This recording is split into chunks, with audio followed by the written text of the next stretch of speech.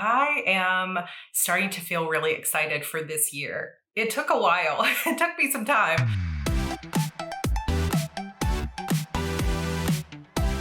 Hey everybody, welcome back to Heart Breathings. I thought it would be a fun day to just sit down with a drink of choice and have a fun little coffee chat or I don't know, San Pellegrino chat about goals for 2023. I have been feeling the stirrings of excitement for my 2023 goals. And you might be saying, gosh, Sarah, that's really late. And in a way, according to the normal calendar, it is late. Normally, I would be feeling the excitement for a new year back in December, but I've kind of been over on this channel how we got sick. I was busy. Everything was just really slow at the beginning of this year, towards the end of last year. And I just wasn't in a place to really get excited and pumped up and motivated about my goals. And I also had this one huge project that I knew for obviously a year was going to be on my plate. And that was recording and completely redoing all of my Publish and Thrive course. And I think that the focus in on that project and knowing that's where all my time was going to go sort of kept me from being excited for what was on the other side of it. But now I'm kind of over that hill and looking towards the future. And I think sometimes that's the way goals are. When we're going through a hard time, when we're in survival mode, when we have a focused project or we're taking care of a loved one, sometimes it can be like, I can't really see what's on the other side of this. I can't get excited for what's on the other side of it because I just have to get through this. And I think in some ways I've been in that place, like somewhere in that zone for like a year and a half, ever since we lost our house in Charleston and all of that got mixed up. If you weren't around, I can put a video down below about how that all worked out. But we had been building a house in Charleston, and with the pandemic, the builder canceled all of the contracts so they could raise the prices. And a lot of the other couples building those homes decided to sue. And so we decided to leave, and we took our family on the road for a while and looked for a new home. And we spent months on the road. And I think during that time, it was like, I was in survival mode. I was in like get things done mode. Okay, we got to get this packed. We have to book this. I have to make sure I've got a video. I've got to run this course. And there wasn't a lot of space for creative thinking. And as someone who is primarily a writer, and I know it sounds so cheesy, but I feel like I need that creative outlet to even truly be myself anymore. I miss it. And I haven't released a book in a very long time, over a year and a half, a full-length novel. And there's just this sort of heaviness on my heart every time I think about it because I want to be writing, but there just always seems to be another project that has to get done, has to get done, has to get done. And I just started thinking like, I'm the one who chooses what those projects are. And I haven't wanted to let go of any of my rounds of courses or here on this videos because I'm passionate about all the different things, but there comes a point where you just have to kind of step back and recenter yourself and say, okay, who am I actually trying to be in the world? What is it that I really need? What is it that I really am called to do, so to speak? I don't know that it's always that heavy, but it's just this feeling of like, okay, rather than just going through the motions and doing the same courses I do every year and constantly trying to like get into that hustle mode, let me just take a step back. And I think being sick kind of forced me to do that towards the beginning of this year. And it had me really thinking, okay, so what's on the other side of doing Publish and Thrive, like redoing the course and then not running it again until next year, which creates months of free space in my schedule this year. I also have had some, we'll just say very, very exciting things that are secrets going on in the background. And so that kind of, there's a little bit in the back of my head of like, maybe I need to make space for that opportunity as well. And so I've got a lot on my mind. So I thought it would be fun to just do a little bit of a rundown, since it will be things I'll talk about on this channel as we move through the year, of what are my sort of big picture goals and dreams for the rest of this year and moving into next year, and how do I think that's going to affect my content. So this will be less about like my Kanban board and this exact goal and this exact milestone, more about like daydreaming where I want to be and the things I want to accomplish coming up. So long intro, but let's chat about goals. So first, let me know in the comments if you've been feeling this way too, like slow start to the year, but you can kind of feel spring coming around the corner. I think here, in the Dallas area, there's been a few like 70-degree plus weather days, and the sun is out for the first time in a week, and it just feels really good and exciting and motivational. And like I said, also I'm kind of on the other side of this project. I still have a couple weeks of work to do. Obviously, I'm still doing Q&As and stuff, but more than half of the videos are done. And so it's freeing up this mental space to be able to think about what's next. And so I made some little notes here about what I think I want to focus on for the rest of the year. So one is under a big umbrella is heart breathings.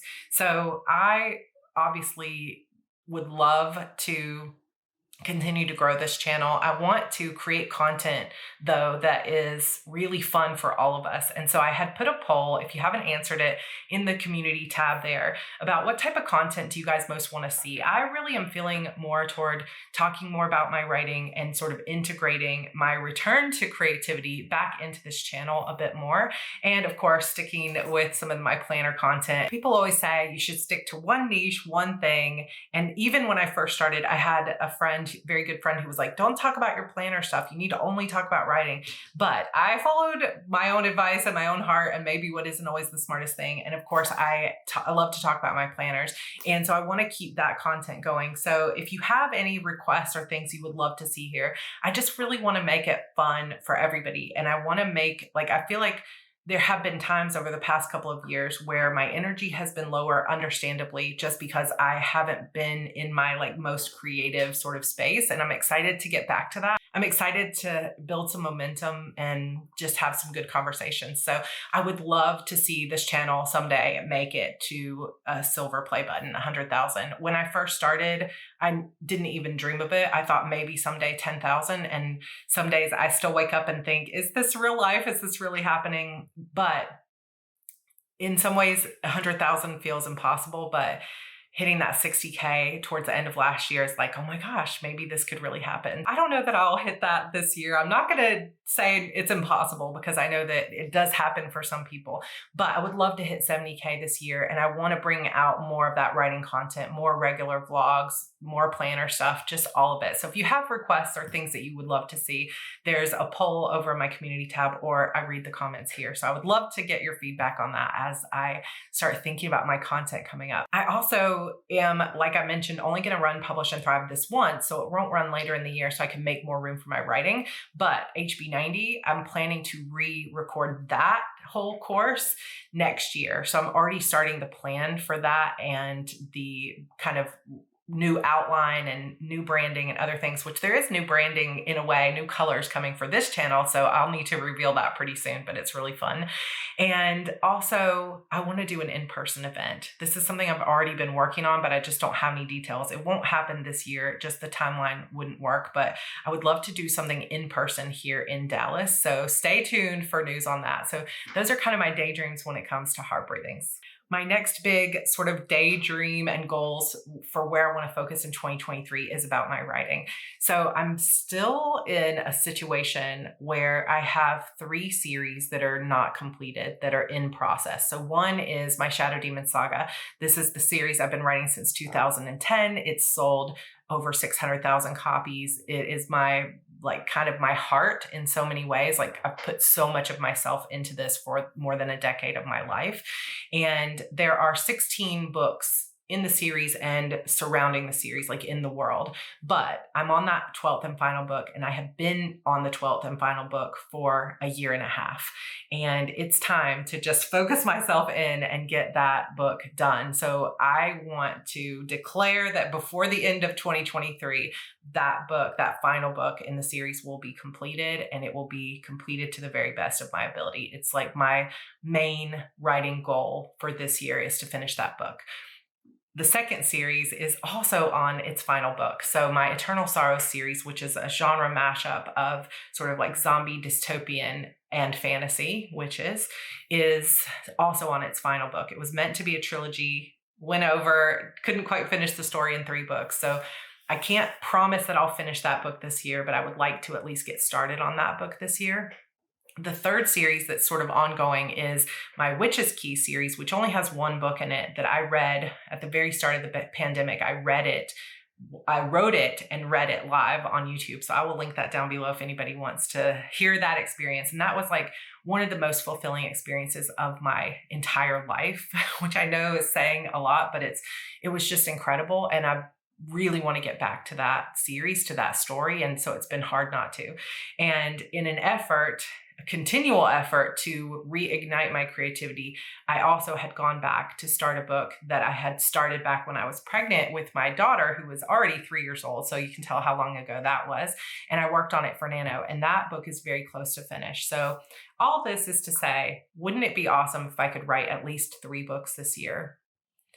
I'm not sure at this point what's possible for me because it's been so many years of struggling to write, but I'm hoping, like I was just talking to a friend on a Zoom call earlier this week, and she said that she has been writing more than ever this year. Like the floodgates have opened and she's just writing like crazy. And I'm like, please, please, Lord, let that be me. Like I really, really want to hit a point where that writing just flows again. And NaNoWriMo last November was exhilarating, but I didn't quite finish the book, and I was getting into a zone, but then I had to move on to this other project, and I've been trying to keep in touch with that story, but it's just been difficult because I'm so busy. So I'm very much looking forward to getting back to my writing. So that was a lot of little projects, but if I could break it down, like bottom line, I want to write at least 2 to 3 books this year. So we're going to do what we can to make that happen. I have some ideas that I'm going to share with you about how I'm going to hope to write more after a break. Let me know in the comments if you would like to see some videos about that. I feel kind of embarrassed talking about it a little bit because for the past couple of years on this channel, I've made so many videos about here's how I'm getting back into my writing. Here's how I'm getting back into my writing. And I feel like I have had a lot of starts and stops. And so when you've had like what feels like a start and then a failure and a start and a failure, it's hard to publicly come back out and be like, I'm starting again without some part of you feeling like, and who all thinks I'm going to fail? Let's put the bets on it. You know, it can be kind of a tough thing to talk about, but what's the alternative? Just not continuing to try? Like as many times as you fail, how many times are you going to get yourself back up and keep trying? So at the risk of having some people roll their eyes, I am hoping to record how I'm getting back into this process. And part of it is just creating more space in my schedule and getting back to creative things like actually reading books. I've been reading a lot of nonfiction for the past few years and not as much fiction. I've already been reading several fiction novels this year, and I'm currently reading The Ninth House, or just Ninth House by Lee Bardugo, so I can get to Hellbent, which is the second book, and I'm just loving it. It's like, oh my gosh, this is why I love reading, just being in someone else's world. It's inspirational to read someone who really, really knows how to write, and it's just fun. And so I'm feeling inspired by her to be a better writer. And so I want to get back into it. So there are other things about my writing career that I want to work on too. Like I want to get my Shadow Demon Saga into audiobooks this year. And I'm nervous to get started, but I'm ready also at the same time. So audiobooks is a big thing. I would love to do some special edition hardcovers or new paperback covers once the series is finished as kind of like a big thing. I may do a Kickstarter, but I'm not sure. It's like, I may do a Kickstarter. I don't know yet, but I want to get some special editions going. I'm doing a complete audit of my backlist, which I thought might also make a good and interesting video of how do you audit a backlist and what do you know, how do you know what to change and things like that. I've also been doing a lot of work on my newsletter list, and I saw that somebody had a request for a series of videos on newsletters. So if that's something you would like, mention it in the comments so I know there's interest in that. There has been a few whispers in my ear that maybe it's time to look for an agent as well. And sometimes I'm like, but what would be the point? Because I love and I'm so passionate about indie publishing, but agents can help you get foreign translations. They can help you get special deals. And maybe I could consider doing 1 or 2 books. Like if now that I'm writing some standalones like The Disappearance of Vanessa Shaw, maybe I could try getting it published traditionally. And I feel like I'm at a point where I'm like, I don't want to just close off any possibilities. So there could be an agent search. And if I decide to do that, I will let you guys know about that as well. So those are my more like career and creativity goals. But I have other bigger goals, namely health and mental health goals and home goals. So I have a condition called PCOS, polycystic ovarian syndrome, and I was diagnosed with this all the way back in 1997. So it has been a while, almost 30 years since I was diagnosed with this. And even though I know a lot, I have spent a lot of time researching, I know exactly what types of supplements, I know what things bother me, I know what causes inflammation, what things my body reacts to. It's still been sometimes a struggle to actually do the things that I know would help. Not, you can't cure it, but in a way kind of put it into remission, if that's a thing. And I know what would help, but it's sometimes when I'm stressed, just not a priority for me. That's the best way I can think to explain it. And so my goal, I have just made a decision and a commitment, and this is part also of why I'm potentially slowing down on some other things in terms of my business side, is I have made this decision that I am going to get my PCOS into the best shape of my life. It's kind of a strange thing to say, because when people say I'm getting into the best shape of my life, or this is the goal, it's usually more about like fitness and weight loss. And that is not what this is about for me. This is really about, I want to like, if I could make a list, like a laundry list of all the symptoms of PCOS that I struggle with on a daily basis, and I could eliminate all of them, that's what I'm talking about. And there may be some of them that I can't fully eliminate, some truly that I've never been able to, no matter what I've done in the past. But I want to dedicate myself to making those choices. And this goes back to what I was talking about in last week's video, which is self-love. I have this quote in my planner that I also have up on my bathroom mirror that says, you have to love yourself enough to be on the good feeling path. And I am determined to love myself enough to be on the good feeling path when it comes to my PCOS. And some things are going to be out of my control, but there are things that are in my control that I've just chosen not to prioritize. And so that's a priority for me, is my health in that way. And that kind of also, that's physical health, but also into my mental health. And I want to set better boundaries on my work time. And also I want to set better boundaries on my view of myself in regards to my numbers and my income and my business, and start to really build a life for myself and joy for myself outside of letting those kinds of things define me. And so I want to garden more, get outside more, and create this home space that our family's in, this community of our small family. And I want to make it the very best, most joyful it can be. I don't know if I'm really explaining that elegantly or eloquently at all, but this weekend it will be 1 full year since we moved into this house, and this has been such a dream house. And while there are places that are like really nicely decorated and I love it, there are also still a lot of places that either have no furniture or are really cluttered, where I feel like I still have too much stuff that I can't find what I'm looking for, or just the style of the room isn't what I want it to be, or it's not as creative space. Like my writing office down here, I think I'm going to start calling my creator's cave. I'm completely redoing sort of the vibe of that space, and I'm really excited about it. But I just also want to continue to spend more time with my kids, to prioritize our sort of family lives offline. And so that's another big goal of mine for this year. If I had to give it a word, I would say grounded, like rooted. I want us to, as a family, to feel like really rooted in love and support. And I want my kids to really feel that.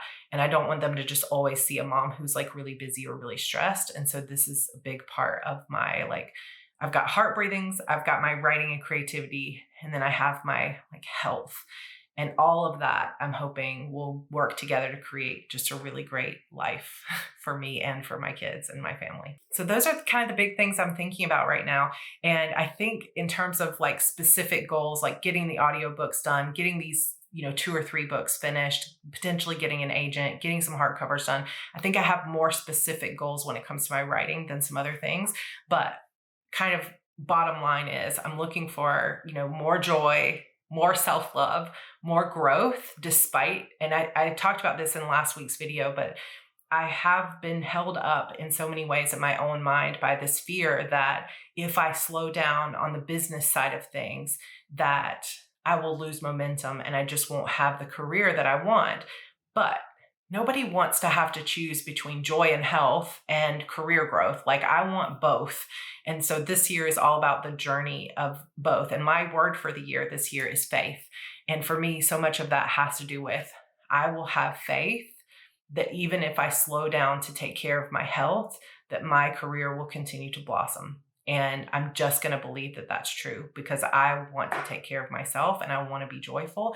And I'm hoping that that energy will expand to my business and allow me to be more creative and to bring better videos to you as well. Like, it'll all work together. And, other than that, part of the health is just about creating more supportive habits for myself. So it feels really good. And I think there's a part of me at the beginning of this year that was scared to even talk about it, that was still sort of letting that marinate and percolate and like trying to make that leap to really dedicating myself to some of these goals. And I'm there. I'm dedicating myself to this. Like, I am going to slow down in some areas of my career. Like, you might not see me as much on Instagram, or there may be less overall videos posted here, but sometimes you have to slow down in order to move forward. And Tanya, my spiritual mentor, recently compared it to an arrow. So like, sometimes you pull that arrow back and you have to really take your time to aim. So it's a moment of slowing down before you take your shot. And that's kind of where I am right now. I needed to slow down. I might be slowing down a bit this year to really point myself in the direction of everything I've ever wanted to be and everything I've ever wanted to accomplish. And then I'm going to take my shot, So this might be a growing year for my self-growth, my self-love. And I've never been more excited in my life. So anyway, a little bit of a casual, long chat today, a little rambly. I apologize, but I hope you enjoyed it. And let me know if you've been feeling any of this for yourself, if you feel extra motivated, if you've been thinking about your goals, or if you've been a little bit hesitant to kind of share those as well. Thank you for, as always, allowing me to be vulnerable and to express myself and my fears. It means a lot just to be able to express that here and to feel safe to do so. So, all right. Much love to all of you. Hope you enjoy the rest of your afternoon, and I will see you guys in my next video. Bye.